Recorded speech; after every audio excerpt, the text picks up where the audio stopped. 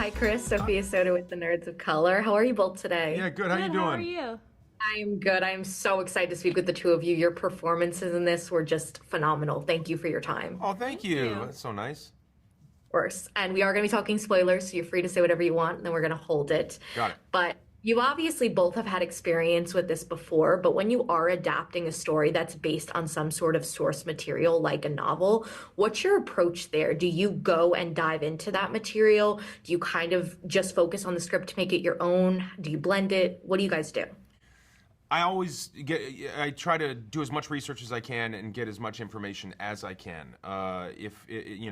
This source material is primarily visual, so it's like a great starting point for what the Russo brothers and our VFX team created in terms of the visuals, and then the story, from my understanding, is more so kind of crafted to tell a narrative through line that supports all of that visual artwork. Yeah. Millie, what about you? Yeah, I guess for me, being part of drama series, I think like I stick to the script very much. It's like my foundation. So I like to build in the moment. Everything's instinctual for me. So I don't usually do a lot of prep until I'm in the clothes, in the hair, like and I can really feel like my environment. And then I build from there. And then I really just find it as I go along.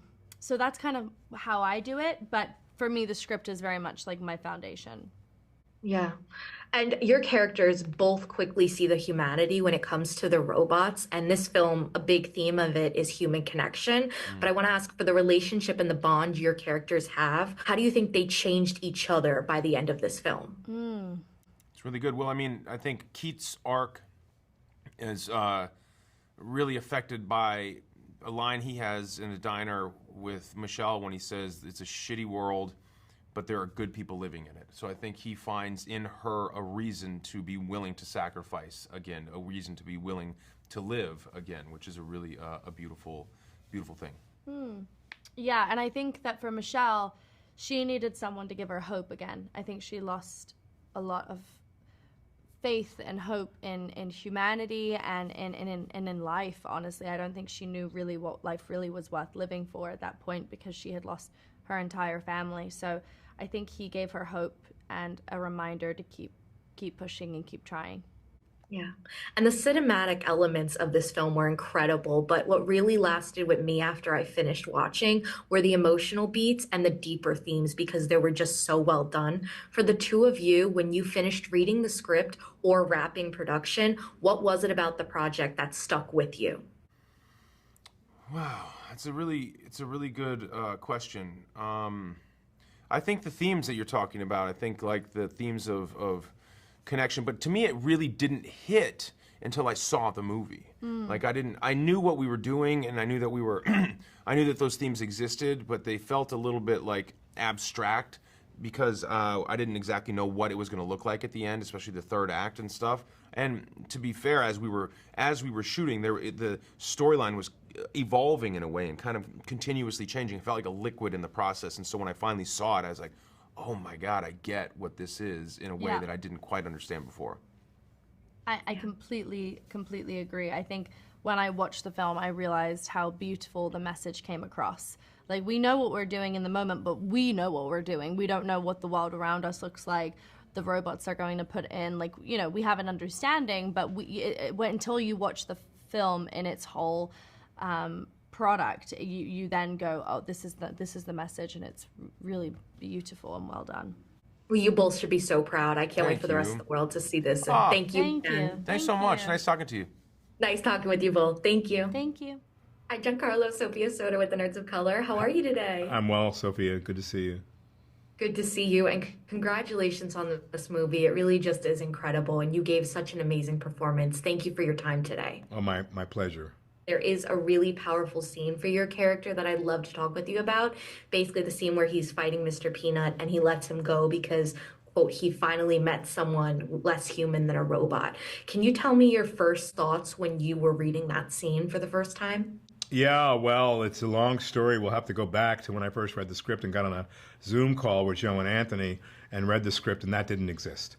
And I had a feeling that there were a couple of points where this character could transform himself and have a real revelation and a redemption. And so it was something that I felt strongly about, and I felt it could take place in the moment in the lab at the end where we finally get Cosmo back to Chris. And then I thought, well, or it could happen when he's on the battlefield somewhere. And, you know, Joe and Anthony are really, you know, profound human beings and gentle and collaborators in every sense of the word. And when I mentioned it, they were intrigued and thought, wow, what an incredible thing that we could find a space to have this happen. And when I got to finally read that scene, I really loved it. But I also realized that it happens quickly. And Joe said something to me last night after the screening. He said, you know, it's really great to witness such a complete character transformation in few moments.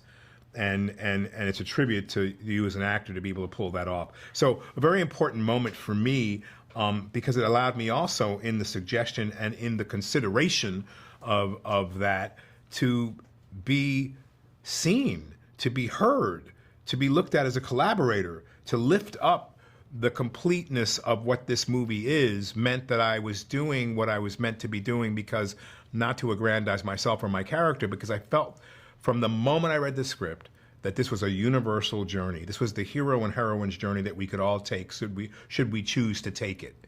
And it exemplifies that in every way.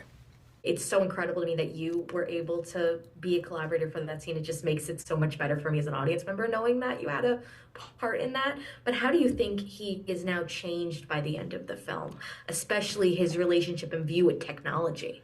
It's changed completely. Look, I look at my relationship with my father and how I yearned for so many years for him to transform himself into someone that I could love more because he would grow more. I look at my relationship with myself and my children and following in the footsteps of my father and stopping myself from saying, don't be your father, you're not Giovanni, you're your own man. What we learn and what we observe as children sticks with us. It could be very subtle, but it sticks with us on a very deep level. And it's hard to break out of that because we think we are that. And so I've learned to look at myself on a deeper level and to start to go, you know, you don't have to be that way. If you're able to look at your own traumatic events in your life, you can start to switch them up and make them different. So for Colonel Bradbury, this was a transformational moment, not only for me as an actor. I've lived a whole life where I've done the same thing and got the same results. So why wouldn't I now start to try to live a life where I get new results that don't have me walking away from my children going, oh my God, I'm still an asshole. I couldn't control that moment. I still can't control my temper. I still can't deal with my own emotion, right? It starts with us. And so Colonel Bradbury is the first one to put it down. And that's each and every one of our journeys, is to put it down and try to invite something else. If I always do what I've always done, I'll always get what I always got. And if I go, oh, this is really a hard moment, I really have to look at me. It's not even about you. And let me figure out it affects you. And then I can move through my life in a new and different way. This movie had me teared up and crying in the end because it reminds me so much of many of our journeys, but it gives us hope. It gives us the idea that we can connect again as human beings, and that we can touch can matter. You know, a thought can matter. Your smile is beautiful. That just those few words, and it is, can change someone's life. But you're saying it like we say things now because, you know, they don't even mean anything, right? Because we know what effect they may have. But when you really look at someone's eyes and you really mean it, they know it. And it changes your interaction. It changes how you are with every human being. It makes you more present. Thank you for that answer. It was so beautiful, and I really appreciate your time. Thank you so much. Thank you. Hi, Anthony. Hi, Joe. Sophia Soda with the Nerds of Color. Hi, Sophia. Good. How are you? We're good. I am so good, guys. This movie is incredible. You should be Thank you. so proud of it. Thank you. That's so cool to hear. Thank you. Yeah. It's amazing. So I want to ask the first question being about the deeper themes. Obviously, despite it being set in the 90s, the themes are still extremely relevant today. I found myself resonating with them. Are those deeper themes part of what you look for when you decide to take a project? 100%. Yeah, for it's sure. very hard to work on something without a deeper theme to it. Sometimes the theme is super resonant and very topical. Sometimes it may be just personal to you, as an artist. But the theme is critically important. And in fact, when we're working on any project, the first thing we do on that project is spend a few days in a writer's room thinking of a theme, and then we write that theme at the top of the board, and then that becomes sort of the unifying glue of that project from start to finish. Wow, I really love that. And I'm sure you guys have been getting a lot of Avengers questions today, but I'm not going to ask you the one you're ready for. Yeah. There's a fantastic Easter egg in this movie with a robot reading an Avengers comic book. That's right. Can you tell me who came up with that, and also how you chose which comic book you guys were going to use? It's a funny story. I think we only thought of it like the day before we shot it. Or very close. We did. To when We had to shot rush a book in. I think we had to call a vendor, like a comic book shop in the area, and get a book rushed in. Yeah, so there was a little bit of like what was available. We originally wanted a Great Lakes Avengers comics, but we couldn't find one in time, so we had to go with the West Coast Avengers. It was an amazing Easter egg. I love to see it. So That's I was cool. like, I gotta ask. Did you find the Arrested Development Easter egg? I did, yes. Yeah, It was you got 'em all. a lot of great Easter eggs in there. I was like hunting after I rewatched it twice. So I was that's like cool. hunting for all the Easter eggs after, and it was great. I was like, oh, fans are gonna love this. But obviously you've had some experience with this before, but when you are adapting a story that's based on a graphic novel, how do you find that kind of balance of making it your own versus honoring the source material and mixing that together? It's not as hard as it may seem, because we're using the source material because there's something in it that we love, right? So it's like that we really value. So honoring the source material actually becomes kind of easy, because it's sort of like part of our motivation for using it in the first place in a weird way. But at the same time, we always look at it. Look, we always think like a comic book or a graphic novel, it's so radically different than a film. You can't do the exact same thing in both formats. So we don't think we don't have an expectation on ourselves to do that. In fact, we think it's our job that if we are going to reinterpret something from one form to another, it's our job to make it feel fresh and new and surprising to ourselves and to audiences. So for us, it's kind of baked into how we work. Not to say that we never have those kinds of issues, but it kind of lines up pretty naturally. So many amazing cinematic elements, which is what you guys do, so I wasn't surprised when it came to this film. But what really got me and what really stuck with me when I left was the emotional beats, the relationship between Michelle and her brother. I just felt like obviously it was the heart of the movie, but really I feel like it's going to pack an emotional punch for audiences. For the two of you, why do you think having that sort of relationship or bond at the center of a story is so important with the cinematic elements? Well, it really is a fable about technology tearing a family apart, right? And then also bringing it back together again. And families provide the strongest, most immediate relationships in a film.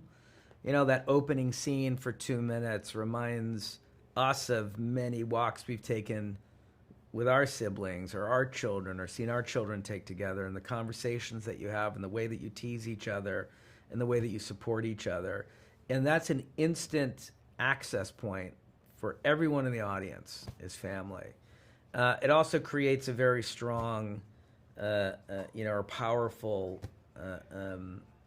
moment later in the film at the crucial climax of the movie. So, those decisions become much more complicated when it's family members rather than friends or acquaintances.